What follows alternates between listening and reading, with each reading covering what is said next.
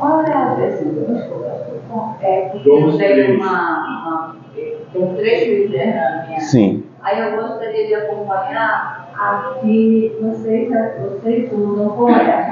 Essa daqui que eu uso é King James, mas essa versão aqui que está no Data Show, não lembro, tem muito tempo que foi feita, né?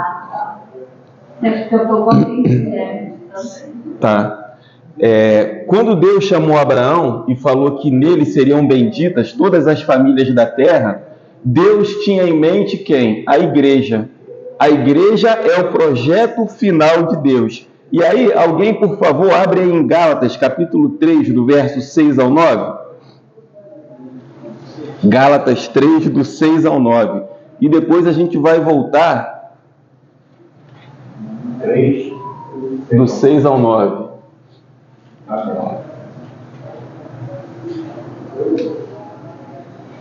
Gálatas 3, do 6 ao 9. Quem achar pode ler. Microfonezinho. Pode ler. Uhum. O exemplo de Abraão. É o caso de Abraão, que creu em Deus e isso lhe foi atribuído para a justiça. Gálatas 3, do 6 ao 9. Saibam, portanto, que os que têm fé é que são filhos de Abraão. Ora, tendo a Escritura previsto que Deus justificaria os gentios pela fé, preanunciou o Evangelho a Abraão, dizendo: em você serão abençoados todos os povos, de modo que os que têm fé são abençoados com o crente Abraão. Lê o primeiro versículo novamente. O primeiro versículo é muito importante. É o caso de Abraão, que creu em Deus e isso lhe foi atribuído para a justiça. Na continuação. Saibam, portanto, que os que têm fé é que são filhos de Abraão. Os que têm fé é que são filhos de Abraão. Então, quando Deus chamou Abraão, ele já tinha em mente um povo. Os descendentes de Abraão, segundo a carne, esses não são o povo de Deus. Os judeus, simplesmente judeu, eles não são o povo de Deus hoje, foram no passado. Mas os filhos de Abraão, os descendentes de Abraão, são aqueles descendentes segundo a fé. Isso daí fica muito claro quando Isaac é gerado, e aí nós vemos ali que Isaac era um filho improvável de Abraão. Não havia como ele nascer, foi pela fé. Ele foi filho de Abraão, apesar de Abraão ser avançado em idade, apesar de Sara também serem avançados em idade, mas porque Abraão creu em Deus. Então, desde o início da história de Abraão, nós vemos ele sendo conduzido através da sua fé. Ele saiu de Ur dos Caldeus pela fé, ele teve o seu filho Isaac pela fé, ele foi sacrificar Isaac também por causa da fé que ele tinha, e a Bíblia diz que ele queria tanto em Deus que ele achava que se ele tivesse que sacrificar o filho, Deus o ressuscitaria. E interessante que em alguns momentos da história de Abraão, nós vemos ele questionando a Deus: Senhor, será que realmente eu vou ser pai de uma grande nação? Isso fica claro lá no capítulo 15 de Gênesis, que a gente vai ler. Mas a Bíblia diz assim a respeito de Abraão: ele não duvidou por incredulidade. Existe dois tipos de dúvida. A dúvida onde você pensa assim: meu Deus, como é que isso vai acontecer? Como isso é possível? E você não sabe como Deus vai agir, e aí você fica na dúvida. Mas existe a dúvida da incredulidade, que é pecado. Abraão, ele questiona: como é que eu vou ser pai de uma grande nação com 100 anos de idade? Quando o anjo falou para Sara, que era Deus ali no Antigo Testamento, falando com Abraão que ela seria mãe, ela riu. Ela riu, e aí o anjo repreende ela, mas ela riu não foi por incredulidade. Foi porque ela sabia as condições do corpo dela, já amortecido. A Bíblia fala: o ventre de Sara estava amortecido. Então, a dúvida ali de Abraão e Sara não foi incredulidade. Foi simplesmente por não saber como seria possível que acontecesse aquele milagre. Essas últimas semanas eu meditando em relação a isso, quando Jesus se apresenta para aqueles 2 discípulos a caminho de Emaús, ele começa a conversar e Jesus fala uma coisa interessante. Ele diz assim: honestos e tardios em crer em tudo aquilo que os profetas disseram. Nécio é ao contrário do prudente. Então, Jesus não chama aqueles 2 discípulos de incrédulos. Ele fala assim: tardios em crer. Então, também tem um outro aspecto da incredulidade, mais brando, mas que também é pecado. Aqueles que são tardios em crer, aqueles que demoram a acreditar. Foi o caso daqueles 2 discípulos a caminho de Emaús. Então, nós precisamos tomar cuidado, porque nós que estamos na presença de Deus, nós temos fé, nós cremos no Senhor, mas às vezes a gente demora a acreditar. A gente demora a aceitar aquilo que Deus está falando. E quando é que a gente sabe que nós estamos demorando em acreditar? É quando a gente não está obedecendo. Deus manda a gente fazer uma coisa e a gente pensa assim: será que vai dar certo? Não, eu vou tentar do meu jeito, vou fazer de outra forma. Aqueles 2 discípulos a caminho de Emaús, eles deviam estar em Jerusalém. Tanto que Jesus, quando encontra com eles, repreende e manda eles voltarem. Eles estavam indo para casa. Não era para eles estarem em casa naquele momento. Aí Jesus fala: honestos e tardios em crer em tudo aquilo que os profetas disseram. Eles acreditavam, mas ainda estavam em dúvida, em cima do muro, estavam ainda, não estavam obedecendo. Mas Abraão, ele creu em Deus e ele obedeceu prontamente aquilo que o Senhor falou. E aí é que eu queria ler com vocês Gênesis capítulo 15, porque é uma parte muito interessante aqui da vida de Abraão, onde fica claro esse pacto que ele fez, esse pacto que Deus fez com ele, onde Deus diz, em ti serão benditas todas as famílias da terra, através da igreja. É através da igreja que todas as famílias foram abençoadas. É através da igreja que o evangelho alcançou o mundo inteiro. É em Jesus que todas as famílias são abençoadas. Não é através da nação de Israel. A nação de Israel é limitada. Eles estão lá na Palestina e afastados do propósito de Deus. Mas a igreja não. A igreja está em todo lugar. A igreja influencia todas as camadas da sociedade. O evangelho chega a todas as famílias. O evangelho está sendo anunciado no mundo inteiro. E as famílias hoje do mundo inteiro, elas são abençoadas através do evangelho. Imagina o que seria do mundo hoje se não fosse o evangelho. A bondade que existe hoje no mundo, os direitos humanos, tudo nós sabemos que veio através do evangelho. Nós falamos aqui em Novo Testamento sobre aquela luta dos gladiadores, que acabou porque um homem de Deus entrou na arena, tentou apartar os gladiadores lutando, mataram ele, e ali a arena silenciou, e depois daquele dia as lutas dos gladiadores acabaram. Jesus acabou com preconceito em relação à criança, quando ele disse, deixai vir a mim os pequeninos, e não os impeçais, porque de tais é o reino dos céus. Porque na cultura judaica, quem era valorizado não era a criança, era o idoso. Era o contrário da sociedade hoje.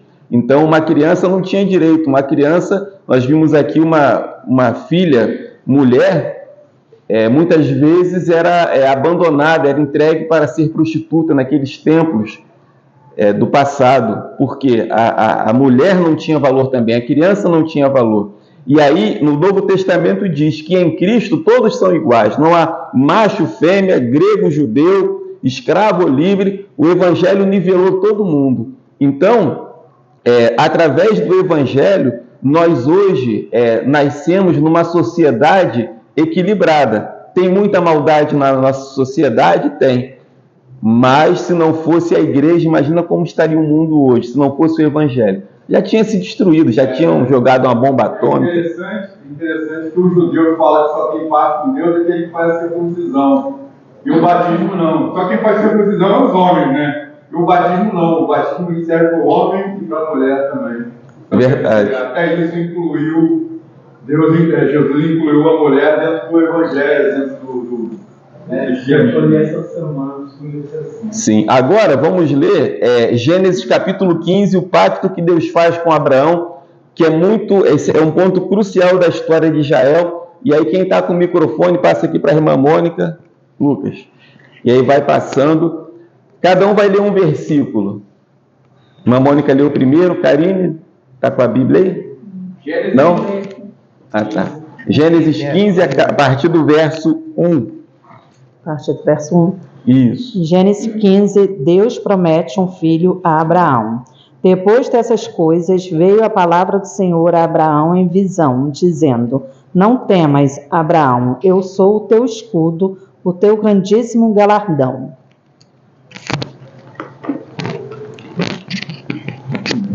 Então disse Abraão: Senhor Jeová, que me hás de dar, pois ando sem filhos, e o mordomo da minha casa é Damasceno Eliezer. E acrescentou: Tu não me deste filho algum. Um servo da minha casa será o meu herdeiro.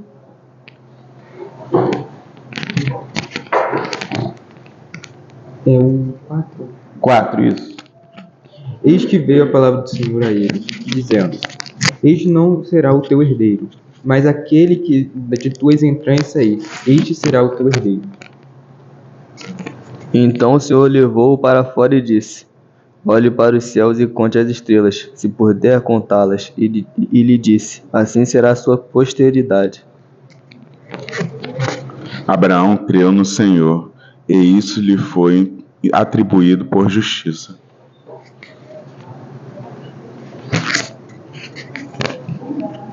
Disse-lhe mais: Eu sou o Senhor que te tirei de Ur dos caldeus para dar-te a ti esta terra para herdá-la.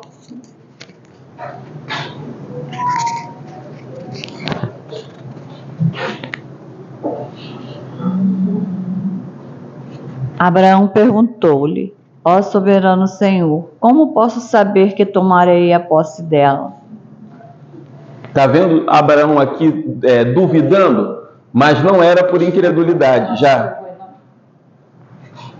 Mas não foi por incredulidade. Ele estava duvidando aqui realmente por não saber como Deus faria. Maurício, senta ali, ó, quem fica próximo do pessoal.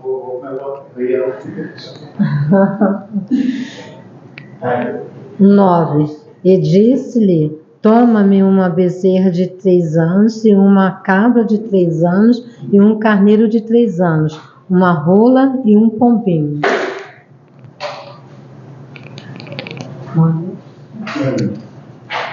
Versículo 10. E trouxe-lhes todos estes, e partindo-os pelo meio, pôs cada parte deles em frente da outra, mas aves não partiu.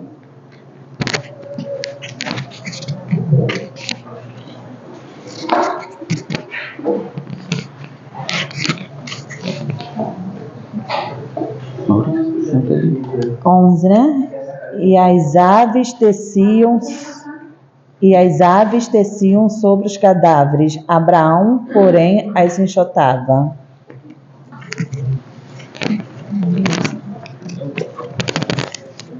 E pondo-se o sol, um profundo sono caiu sobre Abraão, e um grande temor caiu sobre ele quando escureceu.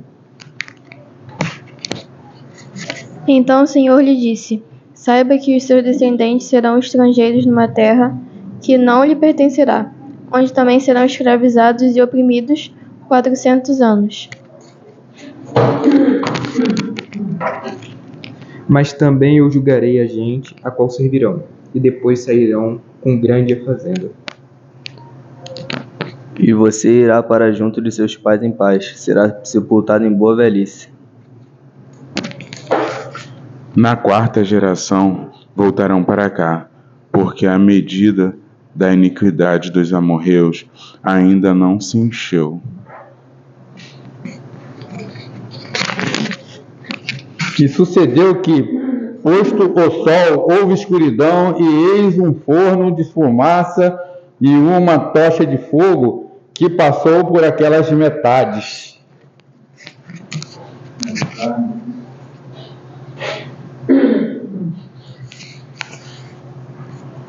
Naquele dia, o Senhor fez a seguinte aliança com Abraão: a sua descendência dei esta terra. desde o ribeiro do Egito até o grande rio Eufrates. Só até aí. Vamos lá. Que pacto foi esse que Deus fez com Abraão aqui no capítulo 15? A Bíblia fala que alguns animais, eles são partidos ao meio.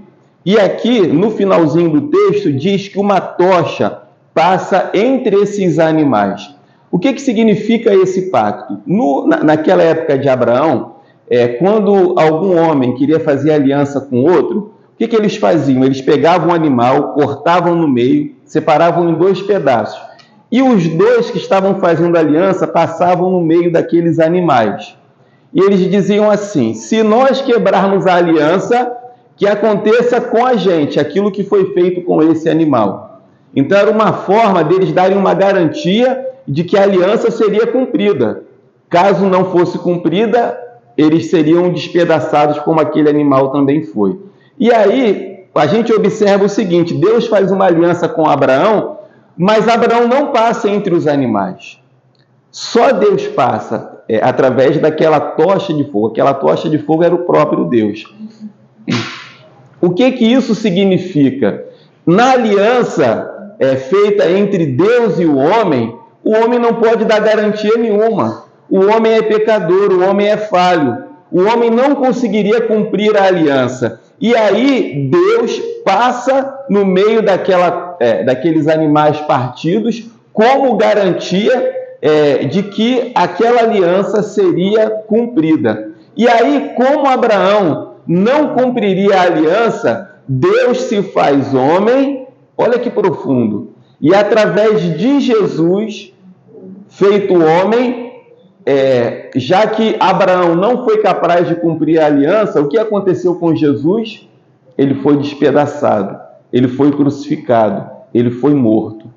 Então, o próprio Deus se faz homem para que aquela aliança fosse válida, porque Deus cumpriu a sua palavra. Mas e Abraão e os descendentes dele cumpriram a aliança? Não. O tempo todo o povo de Israel quebrava a aliança. Então Jesus se faz homem e sofre a punição pelos nossos pecados. Por isso Jesus também se fez homem, porque era necessário que o homem cumprisse a justiça de Deus, o segundo Adão.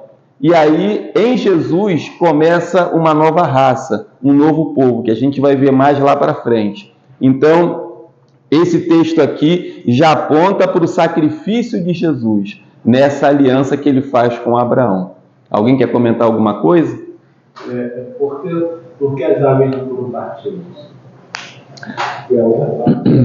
Vamos ver aqui quais os animais foram partidos, né? No 10.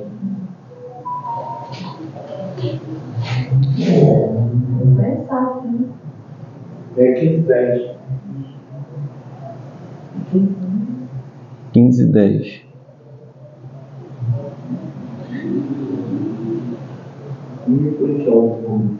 Novilha de 3 anos de idade, uma cabra de 3 anos de idade, um carneiro de 3 anos de idade, uma rola e um pombinho.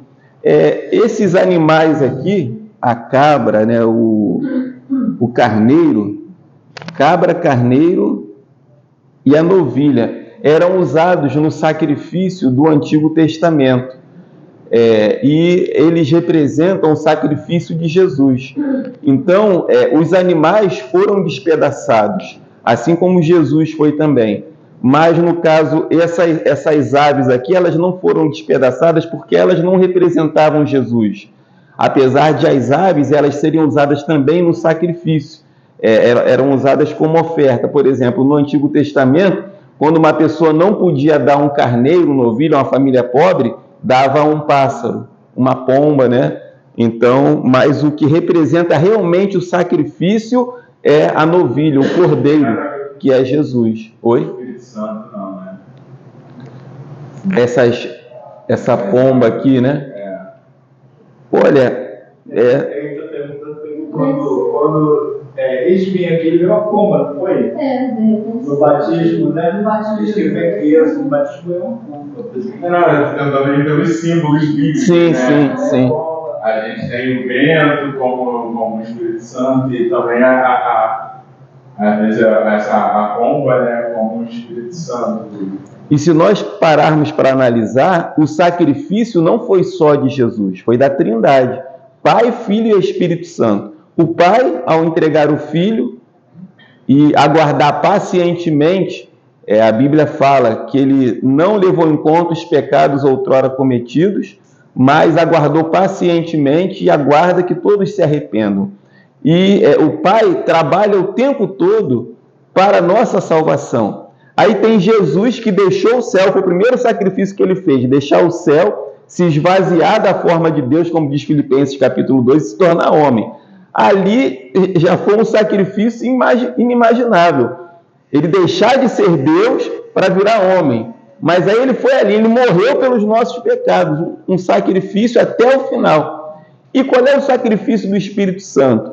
Está aqui no meio do monte de pecadores, né, suportando as nossas falhas, nos convencendo do pecado, da justiça e do juízo, muitas das vezes se entristecendo com a gente, porque nós pecamos, o Espírito Santo se entristece. Então o sacrifício foi do Pai, do Filho e do Espírito Santo, mas Jesus é que se fez homem, né? Não foi permitido também que quebrasse as pernas de Jesus, né? Porque na época se quebravam as pernas, quando o cidadão custava a morrer lá na cruz, eles quebravam as pernas para o pulmão comprimir, né? Comprimir e morrer por sufoco, por asfixia, né? Mas não permitiram que quebrasse as pernas de Jesus. Aí, quer dizer, nem Deus pelo menos não permitiu que mexer, embora Jesus tinha sido açoitado, mas não permitiu que nenhuma parte dele fosse quebrada. Sim. Porque sabia que ele ia voltar, né? Verdade.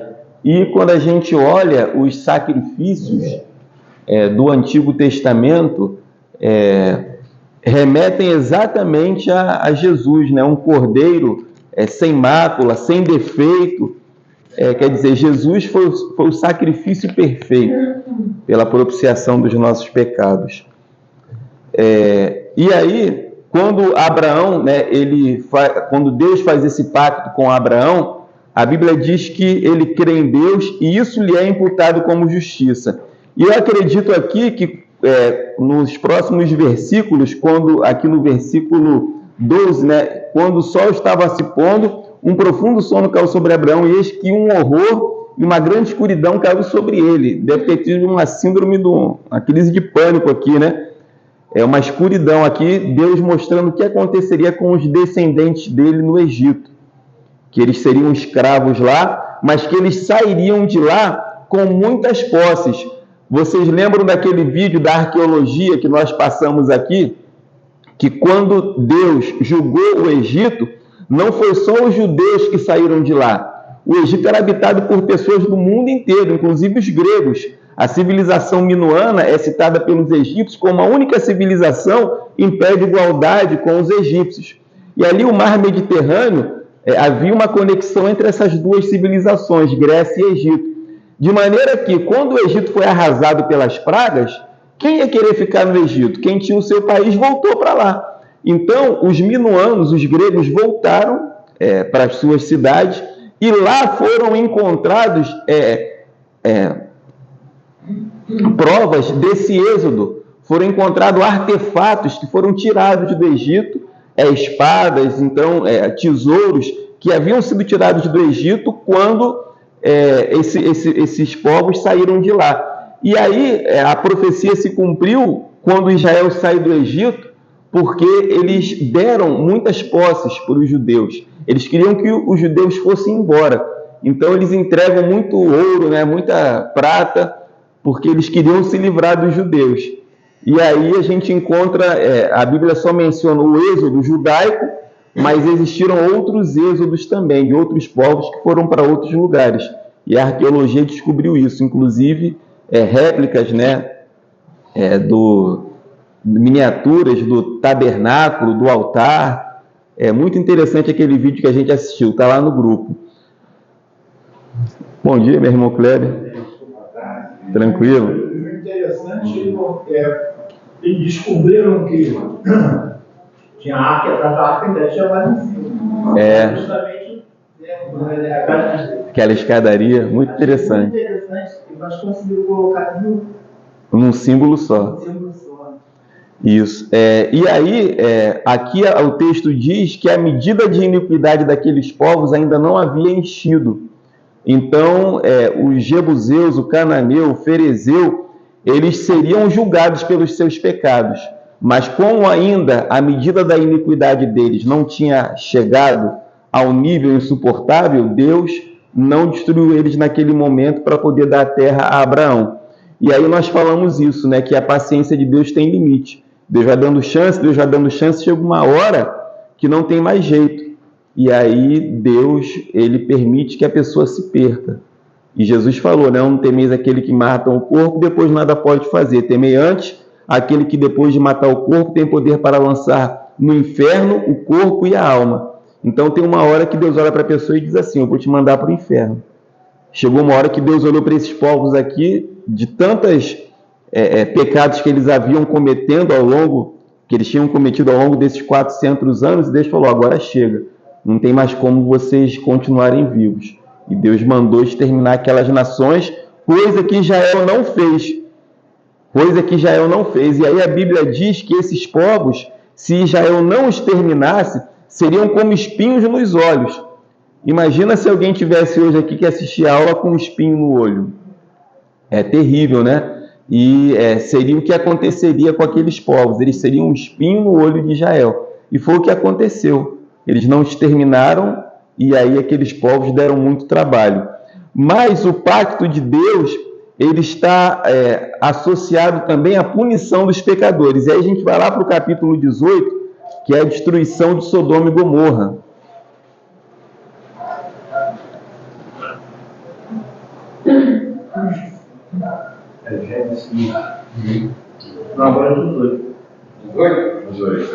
Isso, Gênesis capítulo 18. A gente não vai ler que é um texto grande, mas é um texto bem conhecido, falando sobre a destruição de Sodoma e Gomorra. E aí Deus aparece a Abraão, mas antes disso, Deus conversa, a Trindade diz assim, ocultaremos a Abraão o que faremos, visto que ele será uma grande nação. Então Deus, ele revela ao seu povo, aqueles que são amigos dele, aquilo que está para acontecer. Nós sabemos que o mundo que vivemos está à beira do juízo de Deus, da destruição. A medida de iniquidade da humanidade está chegando a um nível insuportável. E nós sabemos o que vai acontecer, mas tem muita gente que está distraída. O povo de Sodoma e Gomorra estavam completamente alheios àquilo que aconteceria.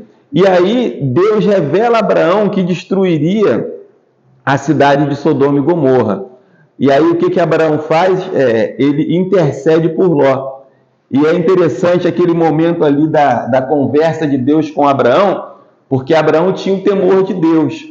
E aí ele não sabia como ele ia pedir o livramento de Ló. E às vezes a gente se encontra numa situação onde a gente pensa assim, poxa, será que eu tenho o direito de pedir isso a Deus? Será que ele não vai se zangar comigo se eu falar isso com ele? Eu já me peguei, às vezes, querendo falar algumas coisas com Deus, mas com medo de falar e Deus se irar de eu estar falando bobagem. E Abraão, ele vive esse conflito, ele está com... a Bíblia descreve como um anjo. Inclusive, é até importante a gente abrir um parênteses aqui e falar do seguinte. Jesus, ele já apareceu no Antigo Testamento em alguns momentos. Um dos momentos foi aqui no capítulo 18, onde a Bíblia descreve como um anjo que vai até Abraão, e aí 2 vão para Sodoma e Gomorra tirar Ló. Aliás, 3 anjos, né, aparecem em Abraão. 2 vai para Sodoma e Gomorra tirar Ló e a sua família, e 1 fica. E esse 1 que fica, ele é adorado por Abraão. Anjo não aceita adoração, então ali não era anjo, era Jesus. Jesus, ele aparece ali a Abraão, e ali Abraão se prostra e adora ele, e começa a conversar com Deus. E ele fala, Senhor, mas se houverem 50 justos na cidade, o Senhor vai destruir? E aí Jesus diz para ele, não, eu não vou destruir. E aí ele vai reduzindo, né, até chegar ao número que ele queria, porque ele queria que Ló fosse poupado. E a gente encontra também num outro momento à frente, Jesus aparecendo a Josué, quando um homem aparece diante do Josué, ele diz assim: quem é você? Você é um dos nossos ou é contra nós? E ele fala: eu sou príncipe dos exércitos do Senhor. Quando ele fala isso, Josué se prostra e adora. Se fosse um anjo, a gente encontra exemplos na Bíblia de anjos aonde os servos de Deus foram se prostrar diante deles e eles disseram: não faz isso não, nós somos co-servos, nós adora a Deus. Mas aquele homem ali aceita a adoração de Josué. Nós vamos ver também num outro momento que Jacó luta com um anjo, mas não era um anjo. A gente vai ver, era Jesus também. Vai ser o texto que a gente vai ler. Mas a aliança de Deus com Abraão está associada também ao juízo.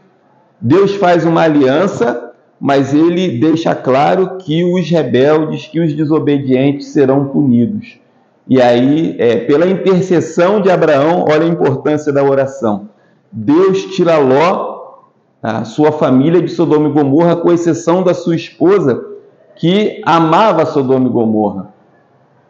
E olha só como é que é interessante. Quando Deus tira Abraão de Ur dos Caldeus, ele diz assim: sai da tua terra, da tua parentela. Abraão saiu da parentela dele? Sim, mas levou um parente junto, Ló. Ló só causou problema. Abraão não tinha que ter levado Ló. Então foi o primeiro erro que Abraão cometeu. Depois, qual foi o outro erro? Ter tomado Agar como esposa. Outro erro, mentiu para o faraó, disse que Sara era irmã e causou um problemão também. Então Abraão cometeu alguns erros ao longo da sua história. Apesar de ser um homem de fé, um amigo de Deus, mas isso não livrou ele de cometer erros. E Ló, por ter sido levado por Abraão, só causou problema. Ló vai para Sodoma e Gomorra, aí tem aquela guerra, que Kedorlaomer invade Sodoma e Gomorra e leva Ló cativo. Aí Abraão tem que lutar para poder livrar Ló. Aí agora de novo, Ló estava lá em Sodoma e Gomorra e Abraão intercede por ele para que ele seja tirado de lá. E qual foi o desfecho de Ló? Ele vai, foge com as suas 2 filhas, porque a esposa virou uma estátua de sal. E as 2 filhas que haviam sido criadas em Sodoma e Gomorra, vendo todo tipo de imoralidade, incesto, tanta coisa errada que eles viam em Sodoma e Gomorra, e não era só imoralidade, era todo tipo de pecado que se possa imaginar, havia em Sodoma e Gomorra. Mas elas que foram criadas ali, na concepção delas, era normal ter relação com o pai. E aí o que elas fazem? Elas dizem: olha, o nosso pai já é avançado em idade e ele precisa de um descendente. E aí a filha mais velha tem relação com o pai, a filha mais nova também, e nascem 2 nações inimigas de Israel, Moabe e Amon. 2 nações que causaram muitos problemas para Israel, foram descendentes do sobrinho dele, de Ló. Então Ló não tinha que ter ido com Abraão, tinha que ter ficado lá em Ur dos Caldeus, quando Deus deu ordem: sai da tua terra e da tua parentela. O problema é que às vezes Deus dá uma ordem para a gente e a gente obedece 95%. Esses 5% que a gente não obedeceu vai ser problema. Então, a história de Abraão e do povo de Israel muitas vezes se repete na igreja. E a história de Israel serve como exemplo para nós. A história de Israel é a nossa história também. Então, quando a gente estuda a história de Israel, nós estamos aprendendo com os acertos e com os erros deles. Nós precisamos tomar cuidado para não cometermos os mesmos erros que eles cometeram. E aí, quando a família de Ló sai de Sodoma e Gomorra, nós encontramos Abraão intercedendo por eles, e aquela cidade era destruída, e a Bíblia fala no Novo Testamento que sofreram a pena do fogo eterno. Quer dizer, não foi só o fogo que desceu do céu e destruiu as cidades, que inclusive fala-se de Sodoma e Gomorra, mas eram 5 ali naquela região ali que foram destruídas. Outras cidades também. Mas a Bíblia diz que sofreram a pena do fogo eterno. Os habitantes de Sodoma e Gomorra e daquelas regiões estão até hoje queimando no fogo do inferno, porque dali eles foram lançados no inferno. Qual era a cidade? Ficada de Israel? Olha, aqui diz o nome das cidades, mas eu não lembro agora exatamente quais eram elas. Mas haviam outras cidades aqui do entorno que também estavam no mesmo ritmo de Sodoma e Gomorra. Moab e Edom eu achei. Oi? Moab e Edom eu achei. Que para terrenos antigos da Israel e Judá. Não, mas Moab são isso. E Edom foram os descendentes de Esaú. Em outra cidade, eu estava vendo um vídeo sobre isso, e aí eles não sabem exatamente até hoje aonde que foi Sodoma e Gomorra. Exatamente, eles têm uma ideia, mas ninguém bateu o martelo assim até hoje, porque pouco e jogo não deixa vestígio nenhum, né, da cidade, não deixou nada da cidade, então até hoje não sabe exatamente onde foi Sodoma e Gomorra. Isso. E aí, depois dessa etapa, né, de Abraão, nós encontramos, eu queria já pular para Gênesis capítulo 22, como a gente não tem muita aula, não dá para se deter muito, né? Gênesis 22. Antes de falar de Jacó, eu queria só ler esse texto bíblico aqui, porque Abraão teve outros filhos também. A gente vai falar alguma coisinha sobre esses descendentes de Abraão. Olha só o que Deus diz. Deus, porém, disse a Abraão: em Isaque será chamada a tua descendência, mas também do filho dessa serva farei uma nação. Portanto, ele é a tua linhagem. Quer dizer, Abraão teve um filho com Agar e Deus falou que faria dele também uma nação. Então se levantou Abraão de manhã cedo e, tomando o pão e um odre de água, deu a Agar, pondo-os sobre o ombro dela. Também lhe deu o menino e despediu-a. E ela partiu e foi andando errante pelo deserto de Berseba. E consumida a água do odre, Agar deitou o menino debaixo de um dos arbustos e foi assentar-se à frente dele a boa distância, como a de um tiro de arco, porque dizia: que não veja eu morrer o menino. Assim, sentada em frente dele, levantou a sua voz e chorou. Mas Deus ouviu a voz do menino.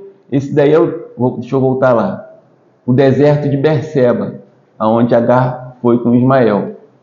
Mas Deus ouviu a voz do menino, e o anjo de Deus, bradando a Agar desde o céu, disse-lhe: que tens, Agar? Não temas, porque Deus ouviu a voz do menino desde o lugar onde está. Ergue-te, levanta o menino e toma-o pela mão, porque dele farei uma grande nação. E abriu-lhe Deus os olhos, e ela viu um poço, e foi encher de água o odre, e deu de beber ao menino. E Deus estava com o menino, que cresceu, e morando no deserto, tornou-se flecheiro. Ele habitou no deserto de Parã, e sua mãe tomou-lhe uma mulher da terra do Egito. Então, vamos lá. A Palestina. A Palestina, ela foi habitada pelos árabes de origem palestina antes de Abraão, os herdeiros de Ismael, e habitaram a Palestina durante a diáspora dos judeus, de 70 a 1947. Dominaram a região durante a expansão islâmica por volta do ano de 630. E aí nós encontramos, depois em 1947, a ONU reconhecendo novamente Israel como nação, e eles voltam à Palestina. Mas a gente observa que ali no Oriente Médio convergem 3 grandes religiões da atualidade: o cristianismo, o judaísmo e o islamismo. E o islamismo, ele vem dos descendentes de Ismael e dos árabes que habitavam ali aquela região da Palestina. Então, nós observamos que hoje, aquela briga que existe ali no Oriente Médio é briga entre irmãos. É briga entre os descendentes de Ismael e os descendentes de Isaque. Inclusive, eles alegam que aquela terra ali pertence a eles porque Ismael é o filho primogênito de Abraão. Eles alegam isso, eles reconhecem Abraão como seu patriarca. Se a gente, inclusive, lê o Alcorão, eles mencionam Jesus no Alcorão. Eles mencionam Jesus como um grande profeta, não como filho de Deus, mas como um grande profeta. E eles têm Abraão como seu patriarca. Eles não consideram Isaque o filho legítimo de Abraão porque Ismael foi o primeiro. E é aí que está a guerra que existe até hoje lá no Oriente Médio. Então, olha quantos povos descenderam de Ismael. A Bíblia fala, inclusive, que dele descenderiam 12 príncipes. Assim como de Isaac também foram 12 tribos, Ismael também teve 12 filhos, 12 príncipes. Então, aquela briga que existe até hoje é briga de irmãos, e porque eles não conhecem a promessa bíblica de que os descendentes de Abraão seriam aqueles descendentes segundo a fé. Isaac é o filho da fé.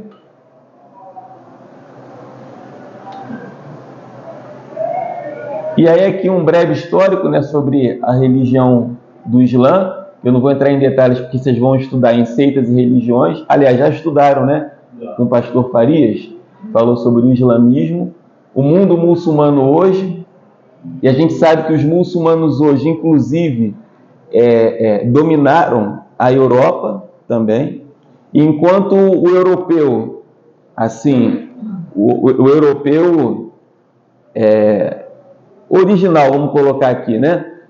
Que vem lá desde a Idade Média, ele tem um filho, geralmente a média de um filho por casal. Os muçulmanos, eles têm 10, 7, 8, então eles estão povoando o mundo com os descendentes dele. E aí quando a gente vai lá para o Apocalipse, que a gente encontra falando que aqueles que não receberam a marca foram degolados, isso pode nos remeter às práticas dos muçulmanos radicais, que cortam a garganta, que cortam a cabeça dos cristãos em alguns países, onde o cristianismo é proibido. Então, no Apocalipse, a gente encontra, já lá no final dos tempos, essa prática também. Cristãos sendo degolados. E quem garante que não vai ser por esses muçulmanos que já estão hoje dominando o mundo? E Jesus falou: sereis odiados de todas as nações por causa do meu nome. Quem hoje fala o nome de Jesus numa nação islâmica é odiado. Então o mundo está caminhando para esse ódio ao cristão, essa perseguição, né, ao cristão. Ao judeu também, né? E aí, deixa eu falar um pouquinho aqui sobre Melquisedeque, antes da gente ir para Jacó. Gênesis 14, 18. E Melquisedeque, rei de Salém, trouxe pão e vinho, e era este sacerdote do Deus Altíssimo. Olha que coisa interessante. Deus não tinha feito ainda o pacto com Abraão. Ninguém tinha ouvido ainda a respeito do Deus de Abraão, de Isaac e de Jacó. Moisés não tinha tirado o povo do Egito, foi só 400 anos à frente, mas surge uma figura, Melquisedeque. De onde que esse sacerdote surgiu? Isso nos mostra o quê? Que desde o Gênesis, daqueles descendentes de Adão que buscaram a Deus, e desde os descendentes de Noé, houveram homens que preservaram o seu temor a Deus. E a gente até mencionou que o faraó que tomou Sara como esposa, ele tinha o temor de Deus. Ele conhecia quem era Deus. Então aquela turma ali da região da Palestina, aqueles povos ali, eles conheciam o Deus Criador. Eles conheciam o Deus de Noé. Eles conheceram o Deus de Adão. Eles conheciam a história da raça humana. E aí surge Melquisedeque, que era sacerdote, que Abraão deu o dízimo para ele. Então Abraão reconhecia Melquisedeque como homem de Deus. E é interessante a gente observar que sempre houveram homens de Deus ao longo da história. Deus se revela a Abraão, faz um pacto com ele, mas havia ali naquela região outros homens de Deus também. Melquisedeque era um deles. Salmos 110, 4. Jurou o Senhor e não se arrependerá. Tu és um sacerdote eterno, segundo a ordem de Melquisedeque. Olha só, está falando de Jesus, que ele seria sacerdote segundo a ordem de Melquisedeque. Como também diz no outro lugar: tu és sacerdote eternamente, segundo a ordem de Melquisedeque. Melquisedeque era uma figura de Jesus. Por quê?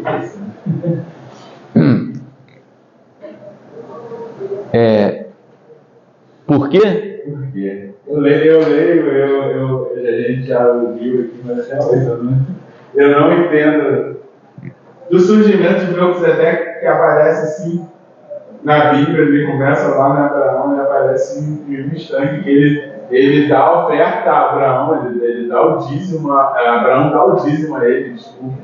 E aí depois ele volta lá em Salmos e no Novo Testamento falam que é a figura de Jesus que Abraão honrou, mas sei lá, da onde surgiu esse Melquisedeque, porque que a Bíblia não cita muito antes dele, assim. É porque a Bíblia se limita a contar histórias que Deus achou que fossem necessárias, que nós entendêssemos. Então, Deus não achou necessário contar a história de Melquisedeque, só mencionar ele.